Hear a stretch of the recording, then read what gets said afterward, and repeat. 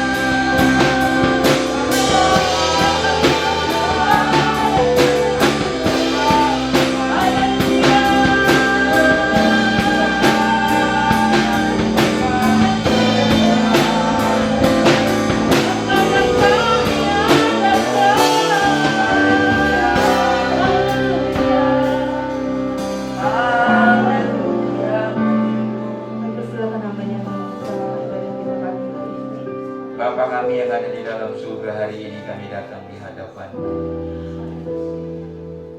Jamah, kuduskan, sucikan kami. Biarkan namamu dipermuliakan dalam ibadah ini. Datanglah Roh Kudus, lawat pribadi-pribadi kami hari ini. Biarkan ibadah ini menyukakan hati Tuhan, menyenangkan hati Tuhan, memuaskan hati Tuhan. Kami mau pulang dengan sukacita, dengan kemenangan, dengan berkat yang baru dari Tuhan. Kami mau pulang dengan menerima mujizat yang dari Tuhan. Terpujilah Engkau Bapa, segala pujian dan hormat hanya kami taruhkan ke dalam tangan Tuhan. Haleluya. Amin. Saya undang untuk bangkit berdiri, kita bawa ucapan syukur kita bawa pujian kita di hadapan Tuhan, karena Dia adalah Raja yang kita Tuhan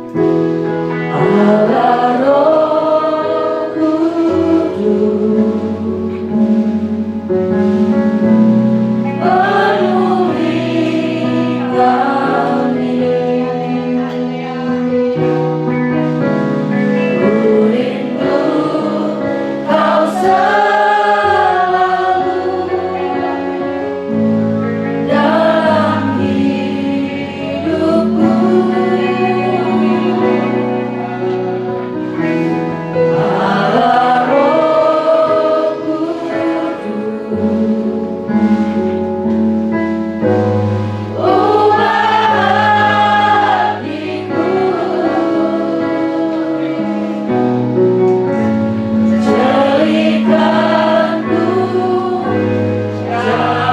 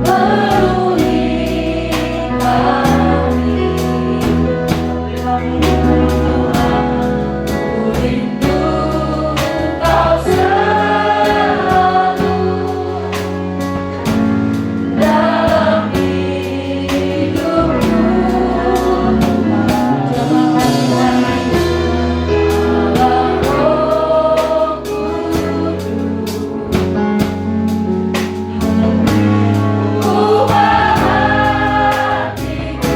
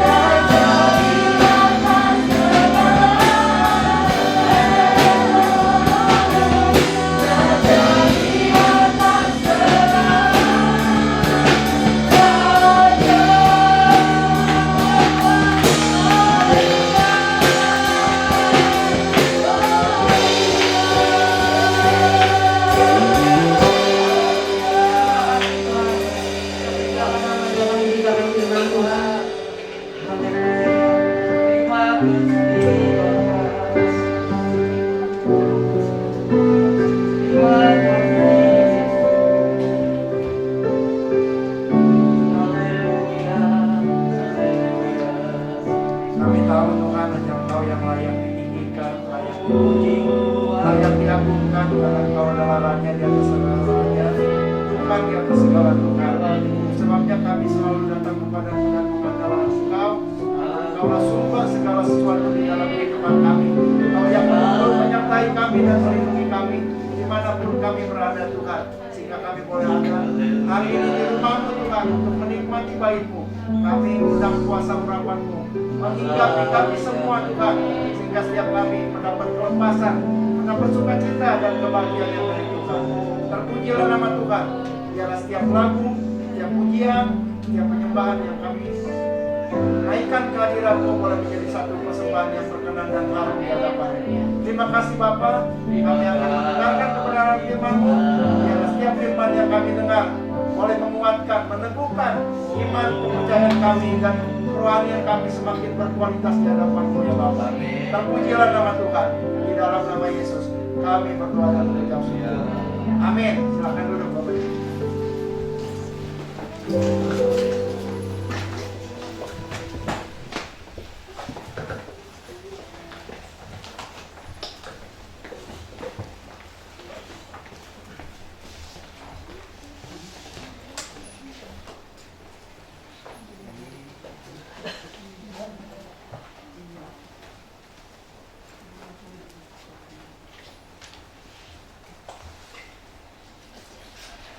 Ya, shalom Bapak Ibu yang kasih Tuhan. Ada sukacita. Amin. Puji Tuhan. Ya, hari ini saya mau berbicara tentang perjanjian Allah. Ya, perjanjian Allah. Perjanjian itu dari kata janji, ya, berjanji. Nah, kita saudara tanpa kita sadari kita ini hidup di dalam janji-janji. Ya. Kita hidup di dalam janji-janji dan sejak kita kecil sampai kita dewasa bahkan sampai kita tua kita hidup di dalam janji-janji. Baik itu janji-janji terhadap orang lain atau janji-janji yang lain, ya. Ya, kalau perjanjian itu dalam bahasa asingnya disebut covenant, ya. Nah, saudara, ya, kita tahu banyak orang janji-janji, ya, baik itu janji ditepati maupun janji yang ditepati, ya. Kalau bahasa gaul sekarang orang bilang PHP, gitu ya, pemberi harapan palsu atau JJP, ya, janji-janji palsu lah, ya. Ada yang janjinya dikabuli atau janjinya tidak ditepati, ya. Ya, perjanjian itu dalam beberapa terjemahan yang lain itu disebut juga agreement, ya, persetujuan atau kesepakatan, gitu ya.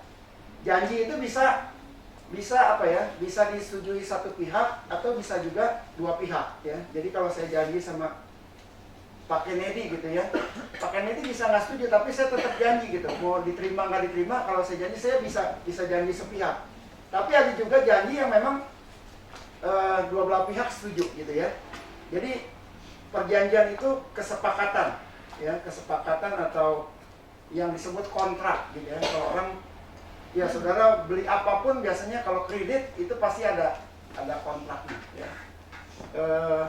Atau ya dibilang akad, ya, akad kredit, akad nikah gitu ya. Itu akad itu sepakat, berarti kita sepakat menyetujui kedua belah pihak. Kalau saudara mau ngambil rumah, ngambil mobil, ngambil motor gitu ya, dengan cara kredit, itu ada surat-surat kesepakatan, ya.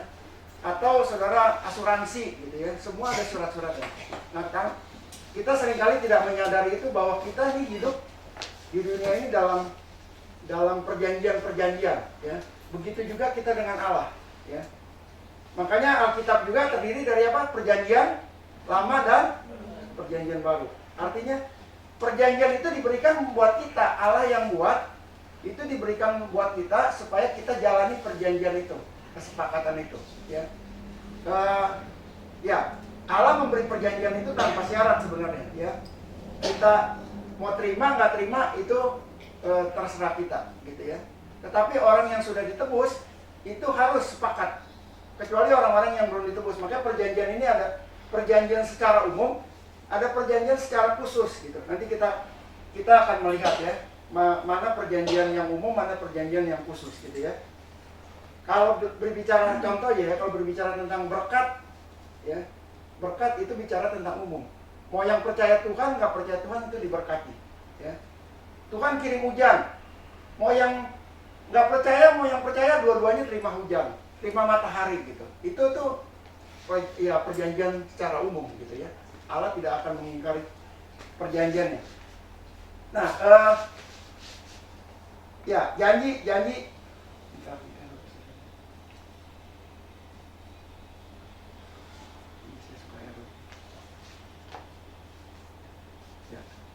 Nah, janji adalah jadi tadi saya katakan sebuah kesepakatan psikologi ya, yang menandakan transaksi antara dua orang atau lebih, di mana orang pertama mengatakan kepada orang kedua untuk memberikan layanan maupun pemberian yang berharga baginya sekarang dan akan digunakan maupun tidak, ya.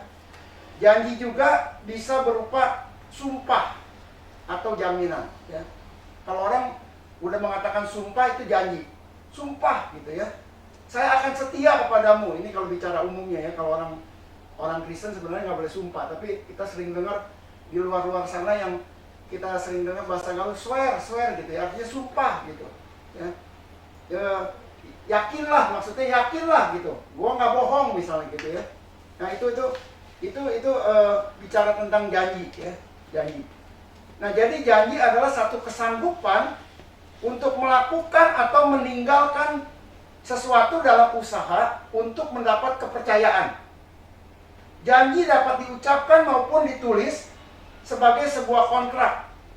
Melanggar janji tak hanya sering dianggap sebagai perbuatan tercela, malahan juga ilegal. Jadi orang melanggar janji itu sekarang sepertinya udah hal yang biasa gitu ya. Kalau orang berbohong tidak, dia mengingkari janji, itu seperti hal-hal yang biasa ya, seperti kontrak yang tidak dipegang teguh ya. Nah, setiap orang yang mau menikah itu juga ada janji di hadapan kalau orang Islam itu di hadapan penghulu ya, pemuka agama. Kalau Kristen di depan, kalau Katolik pastor, kalau Protestan di depan pendeta. Itu janji yang diucapkan dan disaksikan oleh jemaat ya. Soal mau ditaati nggak ditaati itu ntar di belakang gitu ya. Janji-janji yang diucapkan, misalnya saya akan setia di dalam sakit, di dalam sehat, di dalam kaya, di dalam itu janji. Ya. Jadi kalau itu dilanggar seakan-akan udah biasa gitu, kita kan manusia gitu ya, banyak kelemahannya. Nah, apa yang dimaksud dengan perjanjian di dalam Alkitab? Itu tadi perjanjian secara umum ya. Nah, dalam Alkitab sebuah perjanjian artinya persetujuan sakral. Ini perjanjian yang suci gitu ya. Bukan perjanjian yang main-main ya. Janji bersama dengan Allah. Perjanjian persetujuan sakral. Antara Allah dengan seseorang atau antara Allah dengan sekelompok. Ya misalnya dengan gereja gitu ya.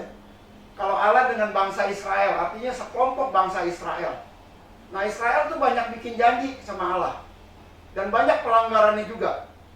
Bangsa Israel banyak melanggar apa yang sudah disepakati gitu ya. Disepakati di perjanjian lama. Sampai sekarang bangsa Israel masih hidup di dalam janji-janji.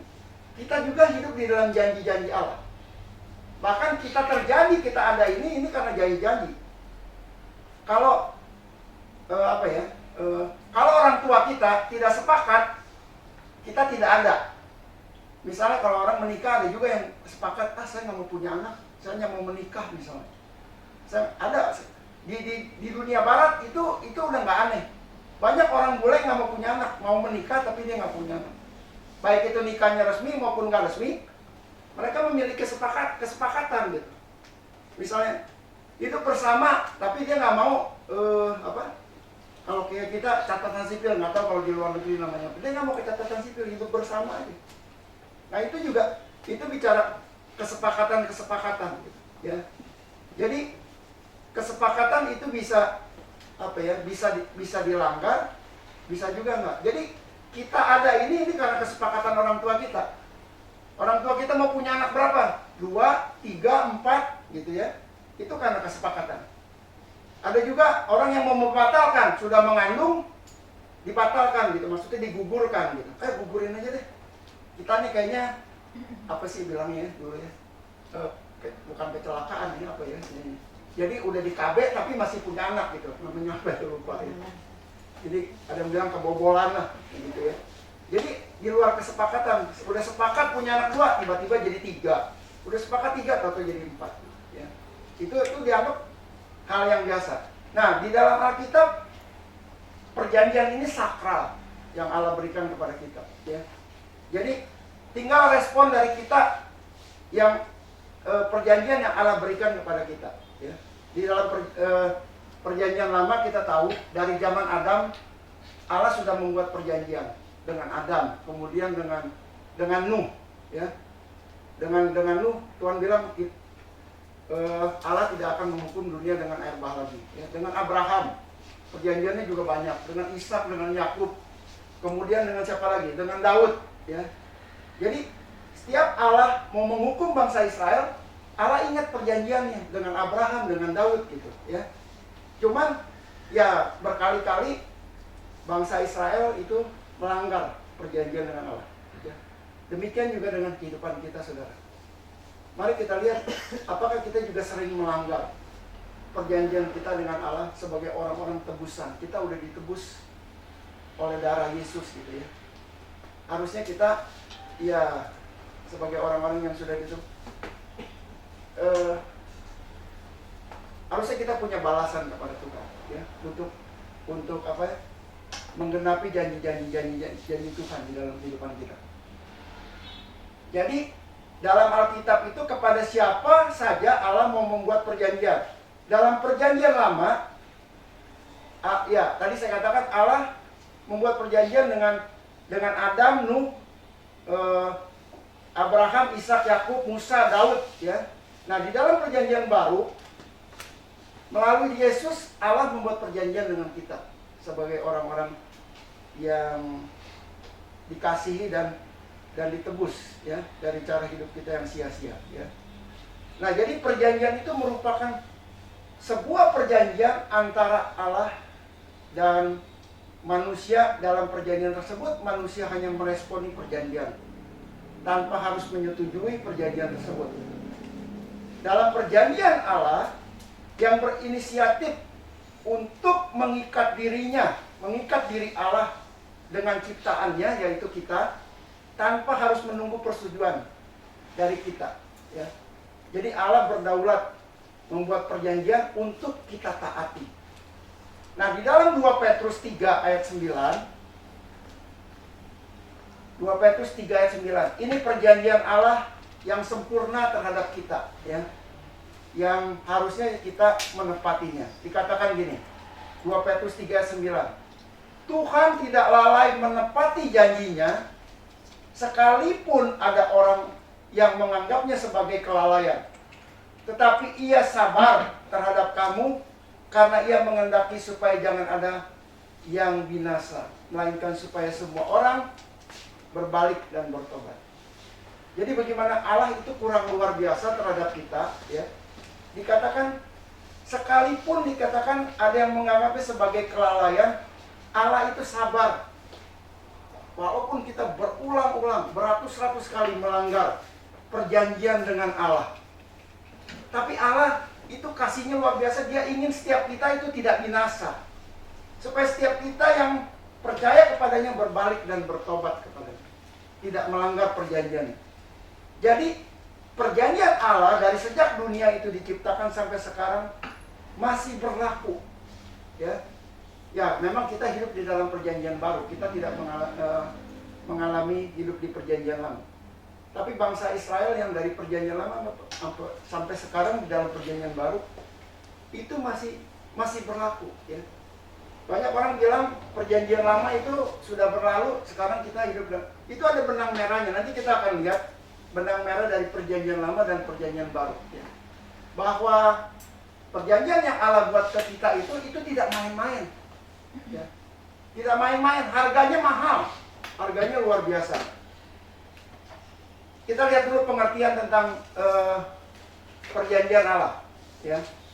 Perjanjian di dalam Alkitab diartikan sebagai sebuah kesepakatan antara dua belah pihak yang seimbang untuk membuat suatu ikatan yang berlaku dalam kurun waktu tertentu. Sebab ada perjanjian-perjanjian yang terus diperbaharui oleh Tuhan. Maksudnya diperbarui bukan apa ya? Bukan diganti tapi digenapi, disempurnakan gitu ya. Disempurnakan oleh Allah. Perjanjian di dalam perjanjian lama tidak dibuat antara Allah dan umatnya. Karena jika antara Allah dengan umatnya, kategorinya itu adalah ciptaan, pencipta dan ciptaan. Sesuatu yang lebih tinggi dengan sesuatu yang lebih rendah. Ya, seakan-akan kalau Allah membuat perjanjian dengan manusia itu jaraknya jauh sekali ya, tidak seimbang gitu maksudnya. Itulah sebabnya Allah harus menurunkan derajatnya menjadi sama seperti manusia, supaya perjanjian itu seimbang, supaya antara Allah dan manusia itu bisa dibuat satu kesepakatan. Ide ini sudah ada sejak zaman perjanjian lama, tetapi nanti dalam perjanjian baru menjadi lebih jelas. Ya, kita baca dulu di dalam Filipi 2 ayat 6 dan 7. Dikatakan begini. Yang walaupun dalam rupa Allah tidak menganggap kesetaraan dengan Allah itu sebagai milik yang harus dipertahankan, melainkan telah mengosongkan dirinya sendiri dan mengambil rupa seorang hamba dan menjadi sama dengan manusia. Nah saudara, Allah sudah mencoba menyelamatkan manusia di dalam perjanjian lama melalui nabi-nabi, tetapi tidak berhasil. Tidak berhasil. Ternyata Allah punya cara sendiri, yaitu mau tidak mau Allah harus menjadi manusia, harus sama menjadi manusia, harus seimbang dengan manusia. Itulah baru bisa dibuat perjanjian, ya. Jadi konsep Allah dapat ditemui sejak zaman perjanjian lama dalam bentuk perjanjian saat Allah menempatkan dirinya sejajar dengan manusia. Untuk membuat kesepakatan itu sebabnya orang zaman perjanjian baru tidak sulit memahami ayat ini, ya. Karena ayat ini memiliki latar belakang perjanjian lama yang sangat kuat. Jadi pengertian perjanjian Allah antara perjanjian lama dan perjanjian baru itu sama, ya. Kita lihat kekuatan perjanjian Allah di dalam perjanjian lama dan perjanjian baru. Jika kita membuat kesepakatan, ya, di notaris nih, kalau saudara mau beli rumah, saudara harus ke notaris. Atau saudara mau mau buka usaha, tapi join gitu ya, ada 3-4 orang, itu biasanya ke notaris. Atau orang kontrak rumah, ya, mau beli rumah, kontrak rumah, atau mau buka usaha, tapi usahanya ada beberapa orang, itu biasanya ke notaris, ya. Nah, maka ikatan perjanjian itu baru akan sah bila diberi apa? Diberi materai. Walaupun saudara ke notaris, kalau di perjanjian suratnya nggak ada materai, itu nggak sah. Tetapi perjanjian seperti itu masih bisa dilanggar, masih bisa diingkari oleh pihak kedua, ya, yang mengadakan perjanjian. Nah, bagaimana perjanjian Allah itu dimateraikan? Kita baca dalam Kejadian 24 ayat 8. Keluaran 24 ayat 8, ya. Dikatakan demikian. Kemudian Musa mengambil darah itu dan menyiramkannya pada bangsa itu serta berkata, inilah darah perjanjian yang diadakan Tuhan dengan kamu berdasarkan segala firman ini, ya. Ini perjanjian Allah dengan umatnya, ya, melalui Musa, yaitu dengan darah. Darah gambaran dari nyawa, dari kehidupan, ya. Jadi ya, darah berbicara hal yang tidak bisa dinilai dengan harta, karena di dalam darah itu ada nyawa, ada kehidupan, ya. Makanya kalau orang masuk rumah sakit, ya, biasanya apa kalau habis operasi? Dibutuhkan darah. Orang mencari darah. Kalau kekurangan darah, orang bisa mati, ya. Jadi di dalam darah itu kehidupan manusia ini sepenuhnya, tubuhnya ini, ya, berkaitan dengan darah, ya. Jadi saudara, ini perjanjian Allah dengan umatnya di dalam perjanjian lama, ya. Konsep ini dimulai di Taman Eden. dan terus berlangsung dalam perjanjian lama, perjanjian Allah. Perjanjian Allah baru menjadi sah bila dimateraikan dengan darah. Nah, kita melihat di dalam perjanjian baru, ya, itu perjanjian lama antara Allah dengan manusia, dengan bangsa Israel melalui Musa, ya. Di perjanjian baru kita lihat 1 Korintus 11 ayat 25. Ini yang biasanya setiap bulan dibacakan oleh Bapak Gembala kalau kita perjamuan kudus, ya. Dikatakan gini, demikian juga ia mengambil cawan sesudah makan lalu berkata, cawan ini adalah apa? Perjanjian baru yang dimeteraikan oleh apa? Oleh darahku. Perbuatlah ini setiap kali kamu meminumnya menjadi peringatan akan aku. Ya. Ini dalam perjanjian baru.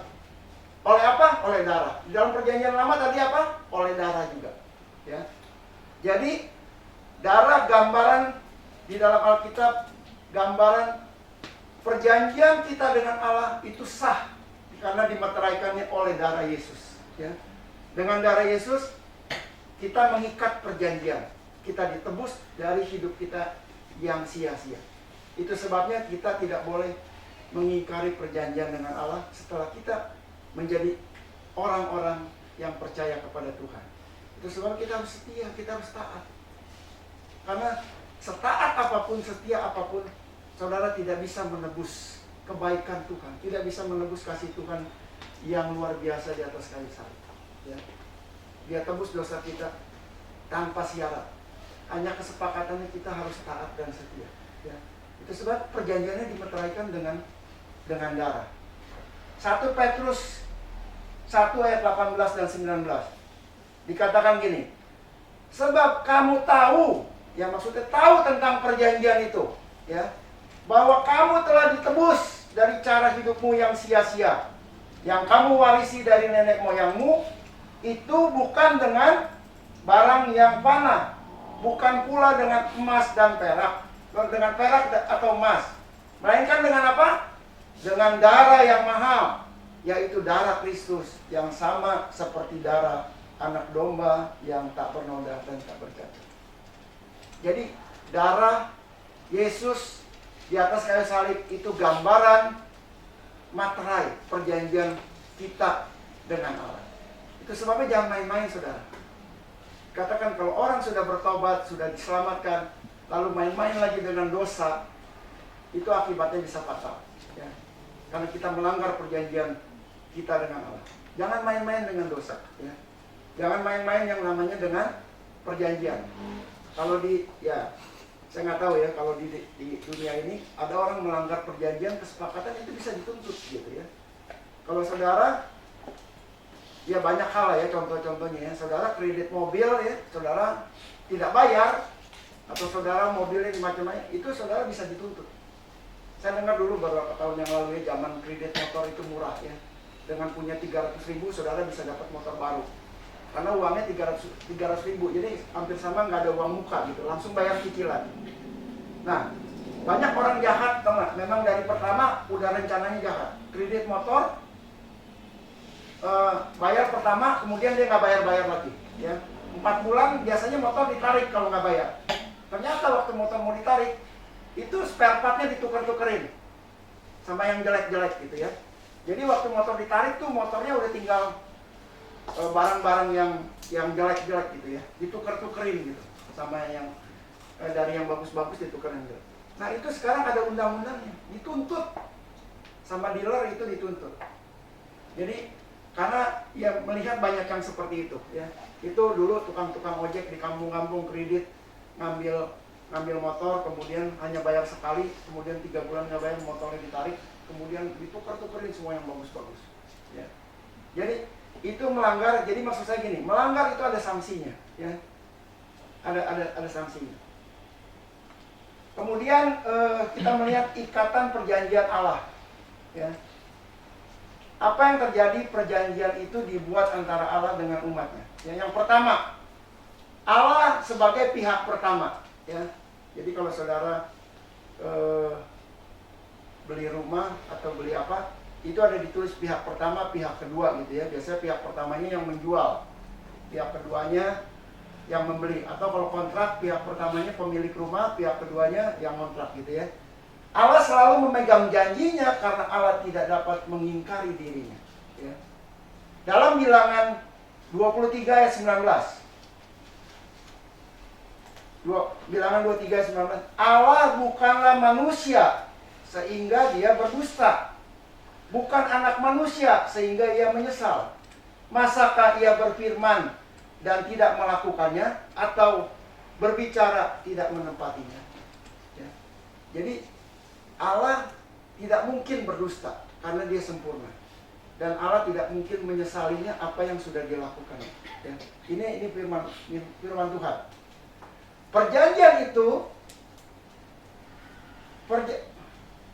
Perjanjian itu melibatkan seluruh eksistensi Allah. Maka dia menjamin bahwa dia tidak akan mengingkarinya. Sebab dalam perjanjian itu, dia menyerahkan segalanya untuk perjanjian itu. Jadi ada Alkitab bilang gini, langit dan bumi boleh lenyap, tetapi firmanku bukan hanya firman, setitik kalimat Allah itu tidak boleh dirubah. Siapa yang merubahnya dikatakan bisa jadi celaka. Kalau saudara merubah titik jadi koma di dalam Alkitab, itu bahaya gitu. Karena itu bagian dari perjanjian Allah ya. Perjanjian itu artinya bisa jadi beda kalau titik dirubah jadi koma atau koma dirubah jadi titik gitu ya. Jadi Allah tidak akan mengingkari, dikatakan setitik pun. Dalam terjemahan lamanya itu dikatakan seiota. Iota itu satu tanda gitu ya. Tanda baca itu nggak boleh dirubah. Jadi begitu luar biasanya Allah menepati janjinya di dalam firman Tuhan. Untuk kita mengikutinya, melakukannya, perjanjian atau kesepakatan yang dibuat Allah kepada kita. Dalam 2 Petrus 3 ayat 9 ya, dikatakan tadi Allah tidak pernah lalai dengan janjinya, dia selalu memegang janjinya. Amin saudara. Mari kita memegang janji Allah di dalam hidup kita. Perhatikan dengan saksama. Apa yang Tuhan janjikan itu janji Allah, bukan PHP, bukan JJP, bukan janji-janji palsu, bukan pemberi harapan palsu. Janji Allah adalah iya dan amin. Ketika saudara setia dan taat kepadanya. Amin. Allah tidak pernah mengingkari janji. Kalau dia bilang dia berkati, dia berkati. Kalau dia bilang dia sembuhkan, dia sembuhkan. Kalau dia bilang dia menyertai sampai akhir zaman. Kalau dia bilang dia melindungi saudara. Walaupun kita banyak rintangan, banyak pergumulan. Mungkin saudara pernah mengalami sakit, mengalami gangguan banyak hal. Tapi Allah menyertainya. Allah tidak dikatakan Allah tidak pernah meninggalkan kita sendirian. Ya. Jadi jangan pernah meragukan janji-janji Allah di dalam kehidupan kita. Kalau dia bilang, aku akan menyertai engkau sampai akhir zaman, sampai kesudahan zaman. Artinya janji Allah itu harus kita aminkan, jangan diragukan. Allah akan menuntun kita sampai ke surga. Ya. Yang berikutnya adalah umat Allah sebagai pihak kedua. Ulangan 24 ayat 7. Dibutuhkan sebuah komitmen yang kuat untuk taat terhadap perjanjian Allah itu jika perjanjian Allah itu tidak digenapkan dalam diri kita. Maka itu salahnya kita yang tidak setia. Coba saya baca dulu ya. Mari kita baca sama-sama. 1, 2, 3. Apabila seseorang kedapatan sedang mencuri orang, salah seorang saudaranya dari antara orang Israel, lalu memperlakukan dia sebagai budak dan menjual dia, maka haruslah mencuri itu mati. Demikianlah harus menghapuskan yang jahat itu dari tangan. Ini perjanjian Allah. Jadi Allah membuat hukum-hukumnya itu supaya kita tidak main-main gitu ya. Jadi dibutuhkan sebuah komitmen yang kuat untuk taat terhadap hukum-hukum Allah, terhadap perjanjian Allah ya. Jadi dikatakan jika perjanjian Allah itu tidak digenapi dalam diri kita, maka itu salahnya kita yang tidak setia ya. Kemudian sekarang klasifikasi perjanjian Allah ya, yang keempat. perjanjian Allah itu yang bersifat umum, tadi yang saya bilang, bersifat terbuka, ya. Bagi siapa saja tanpa suatu ikatan apapun, tanpa persyaratan apapun untuk menggenapi perjanjian Allah itu. Dalam Matius 5 ayat 45, ya, Tuhan menggenapi perjanjian itu tanpa persyaratan.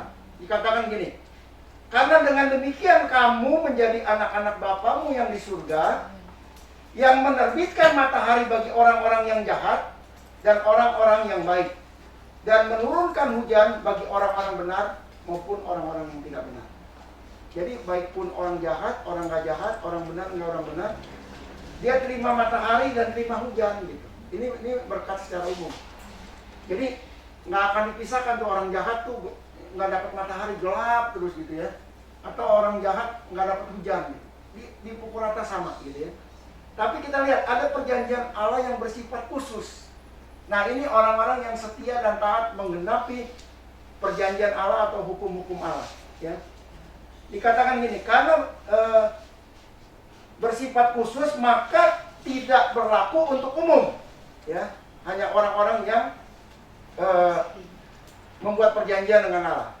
Adalah suatu ikatan yang diakibatkan oleh perjanjian itu dan dia membutuhkan persyaratan. Jadi perjanjian khusus ada persyaratan. Artinya, bila persyaratan tidak dipenuhi, maka perjanjian itu menjadi tidak berlaku.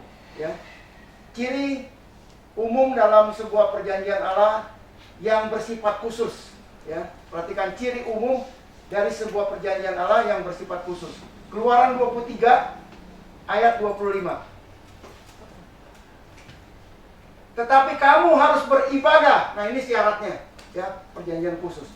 Tetapi kamu harus beribadah kepada Tuhan Allahmu, maka Ia akan apa? Memberkati roti makananmu dan air minumanmu. Dan aku akan menjauhkan penyakit dari tengah-tengahmu. Ini beda perjanjian umum dan khusus yang Allah berikan kepada kita, ya.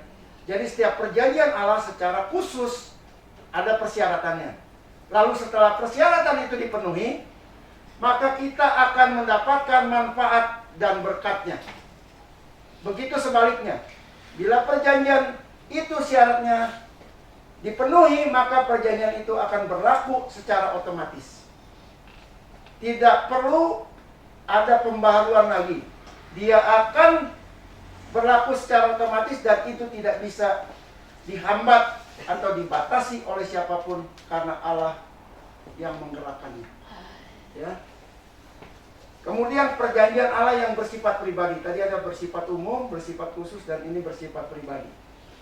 Hanya orang-orang tertentu dengan satu ikatan yang kuat dan butuh persyaratan khusus. Jadi dari antara orang-orang khusus ada yang spesial lagi gitu ya. Jadi kalau kita lihat murid Yesus itu ada berapa? Ada yang 120, ada yang 70, kemudian ada yang 12, kemudian ada yang berapa? 3 orang, kemudian ada yang 1 orang gitu ya. Jadi semakin kecil itu semakin khusus ya, semakin spesial ya. Nah, perjanjian Allah ini datang dari kita. Bentar. Oh, baca dulu Amos 3 ayat 3 ya. Amos 3 ayat 3. Berjalankah 2 orang bersama-sama jika mereka belum berjanji? Artinya gini, untuk bisa pergi bareng tuh harus janji dulu gitu. Nggak bisa ujuk-ujuk kita tarik orang untuk pergi gitu ya. Jadi demikian kita dengan Allah punya perjanjian secara pribadi gitu. Untuk berjalan bersama Allah secara pribadi. Artinya ada hubungan yang pribadi yang khusus, yang mungkin tiap orang tuh hubungan pribadinya dengan Allah berbeda-beda ya. Dan berkatnya juga beda-beda, pengalamannya juga beda-beda ya. Nah, perjanjian Allah ini datangnya dari kita secara pribadi dan disebut sebagai nasar. Nasar itu apa? Nasar itu juga janji ya. Nasar itu adalah bukan janji manusia kepada manusia, tetapi janji manusia kepada Allah. Kata nasar itu saudara nggak bisa ngomong sama pacar, saya mau bernasar sama kamu ya gitu, saya mau tetap, nggak bisa. Nasar itu biasa istilahnya dipakai manusia dengan Allah. Bernasar, berjanji kepada Allah ya. Seperti siapa ya? Seperti Hana. Waktu ya Waktu Samuel belum lahir, Hana bernasar kepada Allah. Kalau anak ini lahir, anak ini akan saya serahkan kepada Allah. Dia akan menjadi apa ya? Menjadi abdi Allah gitu ya. Akan ditaruh di rumah Allah, dan itu Samuel diserahkan kepada Imam Eli untuk dididik ya, menjadi abdi Allah. Itu namanya nasar. Jadi nasar itu kepada Allah. Nah, ini hubungan pribadi kita dengan Allah itu bukan hanya sekedar janji, tetapi nasar, janji yang memang harus digenapi gitu ya. Ya, jadi perjanjian yang tadi dikatakan itu perjanjian lebih pribadi. Dalam Pengkhotbah 5 ayat 5, Pengkhotbah 5 ayat 5 dikatakan lebih baik tidak bernasar daripada bernasar, tetapi apa? Tidak menggenapinya. Ya. Jadi hati-hati orang yang bernasar tidak digenapinya. Saya banyak melihat orang-orang yang sering bernasar. Kalau saya sembuh, saya mau setia kepada Tuhan. Tapi udah sembuh, lupa, ya, nggak setia. Kalau saya diberkati, kantau saya nih gol nih misalnya, apa yang sudah direncanakan, wah bakalan dapat order besar. Saya akan memberi perpuluhan kepada Tuhan, saya akan nyumbang kepada gereja. Tapi udah begitu dapat uang besar, wah kayaknya sayang. Banyak orang yang berjanji, wah kalau saya dapat uang berapa besar, saya akan memberi sumbangan untuk pembangunan gereja. Tapi udah dapat duit, nggak ditepati. Maka Pengkhotbah bilang, lebih baik tidak bernasar daripada bernasar tidak menggenapinya. Lebih baik kalau saudara yakin mau dapat berkat, kalau saudara ragu-ragu jangan bernasar lah, jangan berjanji dulu. Nanti aja kalau udah dapat berkat, baru ngomong nih, Tuhan, saya dapat berkat, saya berikan kepada Tuhan. Ya. Jadi bernasar itu lebih bahaya kalau kita nggak tepati. Lebih baik dikatakan jangan bernasar, jangan berjanji kepada Tuhan. Ya. Nah seringkali kita saat dalam keadaan terjepit, mulai mengucapkan sesuatu yang muluk-muluk kepada Tuhan. Ya, wah kalau saya sehat, kalau saya ini, saya pasti setia pada Tuhan, saya pasti mau melayani pekerjaan Tuhan dan lain sebagainya. Tapi udah sehat, wah sibuk kesana kesini, banyak pekerjaan sehingga tidak bisa. Ya. Dan ketika keadaan semakin baik, ya dikatakan kita suka meralatkan, nantilah Tuhan ya, belum ada waktu dan lain sebagainya. Ya. Waktu ya tadi saya katakan, waktu sakit parah terus teriak-teriak, ya itu seperti bangsa Israel, teriak-teriak pada Tuhan.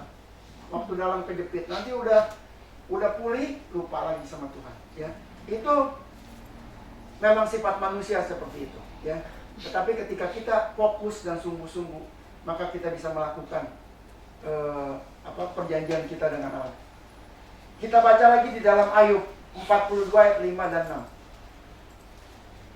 Hanya dari kata orang saja aku mendengar tentang engkau, tetapi sekarang mataku sendiri memandang engkau. Oleh sebab itu aku mencabut perkataanku, dengan menyesal aku duduk dalam debu dan abu. Ya. Ayub tuh pernah kecewa lah istilahnya sama Tuhan, tapi dia tidak pernah maki-maki Tuhan, tidak seperti istrinya Ayub. Ya. Tapi begitu dia katakan, sekarang mataku sendiri melihat engkau. Dia melihat bahwa Tuhan itu tidak pernah mengingkari janjinya. Tuhan itu menepati janjinya. Tuhan itu tidak pernah berdusta. Tuhan itu tidak pernah menyesal. Ya. Tapi Ayub ini menyesal, dikatakan, aku meralat perkataanku. Aku menyesal. Ya. Aku mencabut perkataanku. Ya. Mungkin ya perkataan Ayub yang gak jelek-jelek, cuman dia merasa mungkin dalam hatinya, dia mengucap di dalam hatinya sesuatu yang tidak baik, atau dia curiga terhadap Allah. Jangan-jangan Allah sedang menghukum gitu, mengutuk dia. Ya, sempat ada dalam pikiran, tapi dia katakan dia menyesal, dia mencabut perkataan. Ayub sempat curiga kepada Allah, ada apa nih Allah dengan saya? Apakah Allah gak suka dengan saya dan lain sebagainya? Ya mungkin di dalam pikiran kita juga seperti itu. Kita sering menduga-duga Allah, sepertinya Allah menutup matanya, Allah berpaling, Allah sudah gak peduli sama saya. Oh saya susah terus, hidup saya gak pernah bahagia gitu. Oh hidup saya berantakan dan lain sebagainya. Ya. Ayub dikatakan, aku melihat sendiri dengan mata kepalanya sendiri. Ya, itu sebab dia mencabut perkataan. Saudara, mari kita periksa hati kita, pikiran kita. Ya. Jangan pernah meragukan Allah. Jangan pernah curiga sama Allah sedikit pun. Karena Ayub mengalami penderitaan yang luar biasa. Tapi di dalam penderitaan itu dia masih bisa mengucap syukur. Dan dia katakan, aku mencabut perkataan. Saya nggak tahu apakah dia berkata dengan mulutnya atau dia hanya berkata di dalam hatinya. Ya. Karena dia katakan, aku melihat sendiri. Dengan mataku sendiri. Ya. Oleh sebab itu aku mencabut perkataanku dengan menyesal, duduk dalam debu dan abu. Walaupun dia masih di dalam penderitaan, duduk di dalam debu. Dia sudah seperti mayat hidup yang udah nggak bisa melakukan apa-apa. Tapi dia masih bisa bersyukur kepada Allah. Mari saudara belajar. Mungkin kita 2 tahun ini mengalami ya situasi yang tidak enak ya. Ibadah online. Mungkin ada kenalan-kenalan kita. Saudara-saudara kekasih kita mendahului kita. Ya. Karena kena COVID dan sakit dan lain sebagainya. Kita masih dilindungi, masih diizinkan untuk hidup. Artinya Tuhan punya rencana yang indah dalam hidup kita. Untuk hidup kita menjadi berkat, berbuah, apalagi menjadi garam, menjadi terang di sekitar kita. Mari kita lakukan janji-janji kita kepada Allah. Setia, saudara ibadah, setia. Kita nggak tahu rekan-rekan kita nih yang lain pada ada di mana. Mudah-mudahan tidak sedang jalan-jalan ya. Mudah-mudahan dia sedang di rumah, sedang menikmati ibadah seperti saudara dan saya. Ya. Tidak sedang menikmati keinginan daging di luar sana. Ambil waktu yang terbaik untuk Tuhan. Saudara nggak diminta tiap hari datang ke gereja, hanya seminggu sekali. Pentingkan, perlukan. Bangun pagi-pagi. Ya. Jangan berikan waktu yang sisa kepada Tuhan. Karena Tuhan tadi saya katakan, kita ini ditebus bukan dengan emas perak, tapi dikatakan dengan apa? Dengan darah yang mahal. Artinya kalau kata mahal itu tidak terhingga. Nggak bisa dinilai dengan harta benda. Ya. Makanya sedih saudara kalau saya melihat manusia sering sekali menghargai dirinya itu murah banget. Kadang-kadang orang di luar sana bunuh-bunuhan karena hanya duit 100.000, bunuh-bunuhan karena hanya dibayar 200.000, gitu ya. Nyawa orang tuh kayak binatang, gak ada harganya. Kita dibeli dengan darah yang mahal, harga kita tuh mahal. Saudara ingat waktu Yesus mengorbankan 2.000 babi, dan mungkin pernah cerita saudara. 2.000 babi kalau sekarang berapa harganya? Babi sekarang sekilo 150.000. Kalau satu babi 100 kilo, kali aja 150.000 berapa tuh? Kali 2.000. Itu masih, ya kalau dihitung misalnya, sekarang mungkin 2 miliar, 3 miliar, itu masih terlalu murah. Kalau dibanding dengan nyawa kita. Tuhan bayar dengan darahnya sendiri. Dimateraikan kita dengan darah Tuhan. Ya. Ini perjanjian kita dengan Allah. Jangan saudara ya mengingkarinya, jangan dianggap ringan gitu ya. Pengorbanan Yesus yang luar biasa. Nah, Ayub ini adalah contoh ya dari anak Tuhan yang hebat, yang luar biasa, yang menjauhi kejahatan. Tetapi tanpa pengertian mengucapkan janji-janji kepada Allah, tetapi ketika kita menyatakan segala kebesarannya, Ayub menyadari kekeliruannya. Perkataannya dalam ayat ini adalah bukti penyesalannya betapa dia membuat perjanjian dengan Allah secara pribadi, tetapi dia tidak memenuhinya. Walaupun hanya diucapkan dalam hati, ya, dia sedang mengingkari perjanjian dengan Allah. Sepertinya dia tidak percaya. Dia percaya, maksudnya gini, kadang manusia percaya kalau berkat-berkatnya terus mengalir. Wah, Tuhan baik, Tuhan luar biasa. Saya diberkati, saya kuat, saya sehat. Tapi begitu dikasih pencobaan, dikasih wah Tuhan di mana ya? Apakah Tuhan ini ada ya? Kok sakit saya nggak sembuh-sembuh nih sepanjang tahun, sepanjang waktu? Kok hidup saya susah terus? Kayaknya nyari duit 100 sehari 50.000 aja susah banget gitu. Tuhan di mana ya? Nah, Ayub melihat dengan mata kepala ini. Mari saudara belajar dari Ayub. Waktu kita diizinkan susah, Tuhan izinkan kita untuk naik level. Kita diuji supaya iman kita bertingkat. Tuhan nggak mau iman kita terus ada di level bawah. Tuhan mau iman kita ada di level yang lebih tinggi, seperti Ayub. Ya, Rupanya Ayub dengan istrinya beda, imannya jauh, jauh. Ya. Yang keluar dari mulut istrinya itu jauh dengan apa yang ada di dalam diri Ayub. Jadi perjanjian Tuhan itu tidak dapat dibatalkan oleh siapapun. Dalam saudara keadaan senang, keadaan susah, nggak bisa dibatalkan. Ya. Saudara nggak bisa bayar Tuhan dengan harta. Saudara bilang mungkin, nggak usah ke gereja lah. Yang penting persembahannya aja kirim ke gereja. Yang penting perpuluhannya masuk gereja. Kan Tuhan juga tahu saya sibuk. Nggak bisa saudara. Perjanjian Tuhan nggak bisa dibatalkan dengan dikatakan dengan apapun dan siapapun. Jika kita pernah melakukan kekeliruan, datang kepada Tuhan dan minta ampun serta mencabut perkataan itu seperti Ayub, supaya tuntutan Tuhan dari nasar itu tidak turun atas kita. Bahaya saudara kalau Tuhan menuntut kepada kita dan menghukum kita, apalagi kalau hukuman Tuhan tidak ada ampun lagi. Seperti Tuhan menghukum Saul. Saul tidak dapat ampun dari Tuhan. Ketika Saul bersalah di hadapan Tuhan, dia tidak menghargai Tuhan waktu mempersembahkan korban. Dia tidak sabar. Tuhan menghukum. Kau diturunkan jadi raja, Daud naik jadi raja. Hati-hati saudara, jangan merasa hebat. Saul kan hebat. Dia ganteng, badannya tinggi besar, badannya lebih hebat dari Daud. Daud mah kecil. Saul gagah, hebat, ganteng gitu ya. Dan dia menjadi raja. Dia merasa, wah hebat. Tapi dia diturunkan oleh Tuhan. Jangan sampai Tuhan menurunkan kita saudara. Jangan pernah merasa hebat, jangan pernah merasa kita tuh bermanfaat di hadapan Tuhan. Ya. Ayub yang begitu setia, dia masih menganggap saya keliru, saya menyesal, saya cabut perkataan saya. Walaupun ya dia masih dia masih lebih benar lah dari orang-orang yang di sekitarnya. Teman-temannya aja mengejek. Ya. Udah, ya. Banyak teman-teman itu bukan memberi pikiran positif, tapi yang negatif-negatif. Tetapi Ayub luar biasa. Tuhan selalu nempel di pikirannya dan di hatinya. Mari saudara, kita mau belajar seperti Ayub. Ya. Kalau saya mau kasih contoh tentang Abraham, itu Abraham juga banyak terima janji-janji Allah. Tentang keturunannya banyak seperti bintang di langit dan seperti pasir di pantai. Dan kepada Sarah dijanjikan anak. Ya.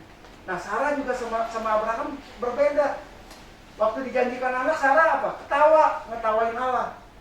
Makanya Allah bilang, Sarah kamu ketawa. Oh saya nggak tertawa Tuhan. Tuhan mana bisa dibohongin ya. Tuhan bisa lihat dari dalam. Tapi Abraham dia setia.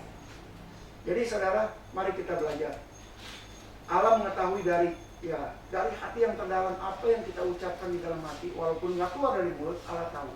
Ya. Itu sebabnya jangan mengingkari perjanjian Allah. Ya. Perjanjian, saya katakan, mungkin selama ini saudara lihat perjanjian yang secara umum gitu. Wah, yang lain juga diberkati, saya diberkati. Ada yang lebih khusus, ada lagi yang lebih pribadi. Nah, mungkin perjanjian Allah dengan saudara pribadi, gitu ya, yang orang lain nggak tahu. Saudara dapat berkat khusus yang orang lain nggak terima, gitu. Ya, karena kita masing-masing berkatnya berbeda-beda. Itu sebabnya, mari saudara jangan mengingkari perjanjian Allah, karena Allah itu setia, baik, dan perjanjian Allah itu legal, dimateraikan dengan darah yang mahal, baik di perjanjian lama maupun dalam perjanjian baru. Amin. Kiranya Tuhan memberkati kita sekalian. Mari kita berdoa.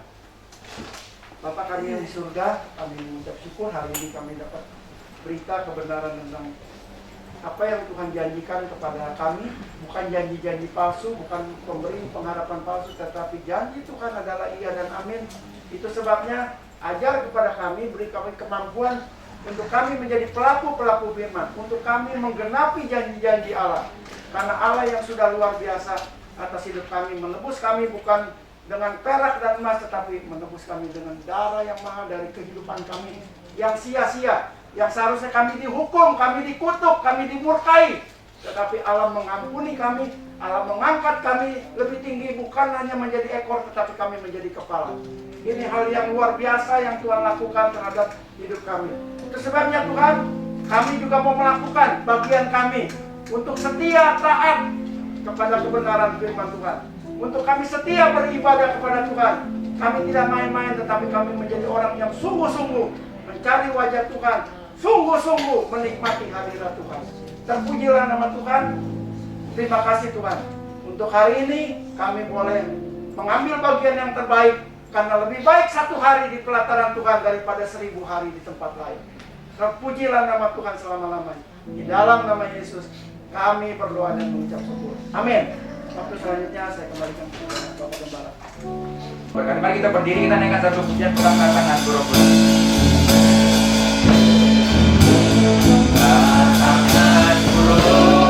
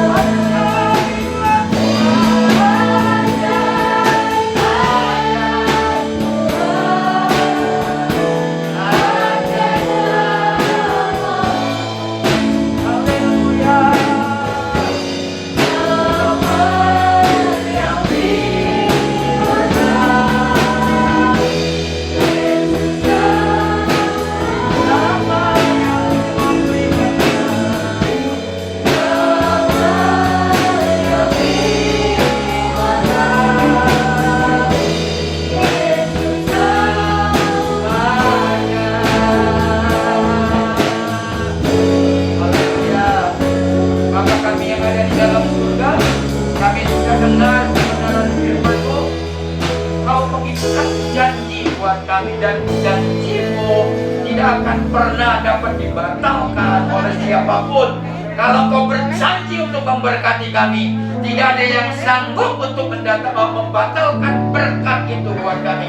Kalau Kau berjanji buat kami untuk menyatakan kemuliaan-Mu, untuk menyatakan mujizat-Mu, maka tidak ada satu pribadi, satu kekuatan apapun di bumi ini, bahkan di langit sekalipun, yang dapat membatalkan mujizat itu bagi kami. Kami bersyukur hari ini Tuhan, Engkau berjanji bahwa Engkau akan datang kali yang kedua untuk menjemput kami, membawa kami orang-orang kudus-Mu. Kami tahu janji itu tidak akan pernah dibatalkan oleh siapapun, maka kami percaya Engkau akan datang kali yang kedua. Terima kasih untuk kebenaran firman-Mu hari ini. Berkat-Mu atas kami, berkat-Mu atas hamba-hamba-Mu, berkat-Mu juga Tuhan atas seluruh jemaat-Mu yang hadir di tengah-tengah kami. Terima kasih Bapa di dalam surga. Berkati usaha kami, berkati rumah tangga kami, berkati pernikahan kami, berkati anak-anak kami, berkati seluruh bisnis, usaha, pekerjaan, bahkan rencana-rencana kami. Berkati masa depan kami, berkati karir kami. Semuanya Tuhan kami serahkan di dalam tangan-Mu, karena Engkaulah sumber dari segala keberhasilan kami. Maka kami taruhkan hidup kami taruhkan rencana kami taruhkan pengharapan kami taruhkan masa depan kami ke dalam tangan Tuhan. Bersyukur kami punya Tuhan yang dahsyat. Hari ini kami akan memberikan persembahan. Dan kami pulang dari tempat ini, kami mau memberi dengan sukacita. Kami mau memberi dengan ucapan syukur kami, karena apa yang kami beri melebihi, takkan pernah bisa kami balas dengan pemberian yang Tuhan kami terima. Terpujilah Engkau Bapa di dalam surga. Angkatlah hatimu dan tanganmu, saudara-saudaraku. Tuhan sedang menghadapkan wajahnya kepadamu. dan hari ini mengangkat tangannya untuk memberkati engkau sebelum engkau meninggalkan rumahnya ini.